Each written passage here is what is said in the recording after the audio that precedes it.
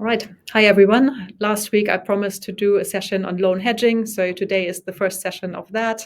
And we're going to look at one particular instrument called the cross-currency swap in order to protect you from any risk that arise from taking out a foreign currency loan. So just to go back to the risks, when would you actually use a cross-currency swap? Assume that you're borrowing in a foreign currency because you cannot get a loan in your functional currency.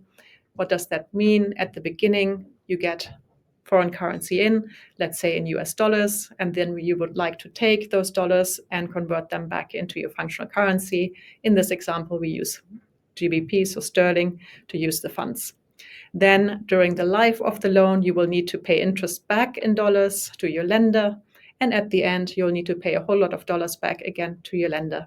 So all of those impacts your currency risk, and any currency swing in the market can impact your payments worth in sterling.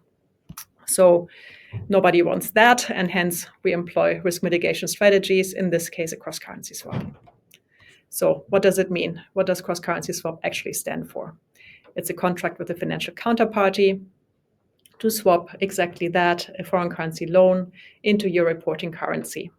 The counterparties exchange the notional initially and at repayment, and during the life of the swap, you'll exchange the interest payments from dollars back into sterling. And we're going to dive a little bit deeper into this in terms of the mechanics.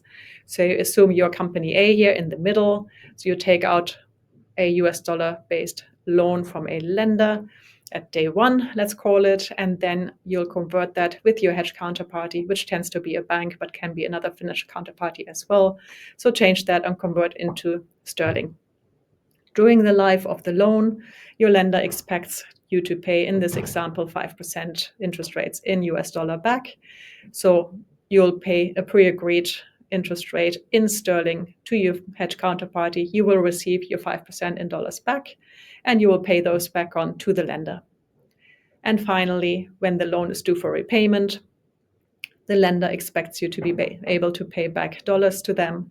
And the way you do that is that you have a pre-agreed contract with your hedge counterparty to pay them a specified sum in sterling and receive the dollars back, so that everything is nice and clean. And you know at every stage of this transaction what your loan is worth or how much payments you have to make in your functional currency, in this case, sterling.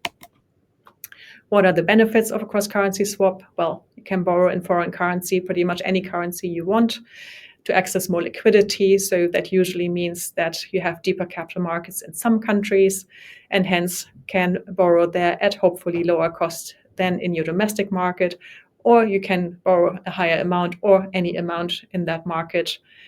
What you should always look at, though, is that the costs should be after you swap or after your risk mitigation strategy and not just before. What are the risks of cross-currency swaps? Of course, nothing comes ever for free. It's quite complex. It is a financial instrument with a lot of legal documentation. It tends to be offered only by financial counterparties with credit support, which means that you will probably have to put some money upfront and during the life of the contract with your financial counterparty for the swap.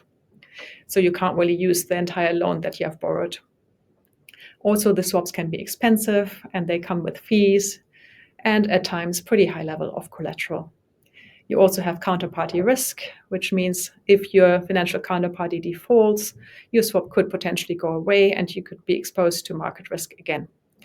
On top of that, if you wanted to repay your loan early or change anything in the underlying contract with your lender, then the cross-currency swap is fairly inflexible and you would need to go and renegotiate with your financial counterparty on the swap as well. So that was it. First session done. Thanks for watching.